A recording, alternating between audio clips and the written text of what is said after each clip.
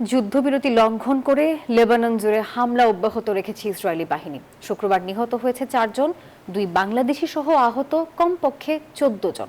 আরও 3টি শহর থেকে বাসিন্দাদের সরে যাওয়ার নির্দেশও দিয়েছে আইডিএফ।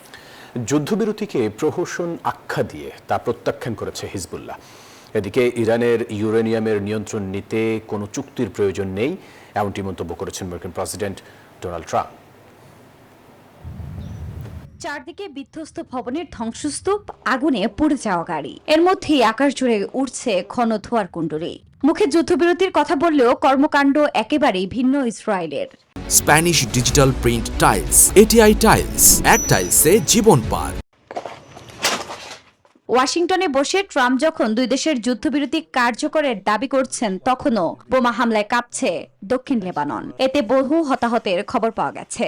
এমনকি আরনায়া, আনকুন এবং কাফার ফিলা শহর ও গ্রামের বাসিন্দাদের সরে যাওয়ার নির্দেশও দিয়েছে দখলদাররা। ব্যাংক অডি ভেতর থেকে সম্পূর্ণ ধ্বংস হয়ে গেছে এবং আমাদের কাচ, ছাদ, সাজসজ্জা ও সরঞ্জাম ক্ষতিগ্রস্ত হয়েছে।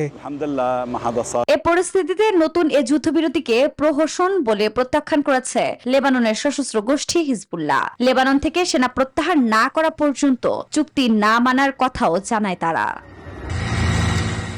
এদিকে সমৃদ্ধ ইউরেনিয়াম পেতে ইরানের সঙ্গে কোনো চুক্তির প্রয়োজন নেই বলে মন্তব্য করেছেন মার্কিন প্রেসিডেন্ট ডোনাল্ড ট্রাম্প। সুর পাল্টে ইরানের সর্বোচ্চ নেতা মুজতবা খামেনির সঙ্গে বৈঠকের কোনো ইচ্ছে নেই বলেও জানান তিনি।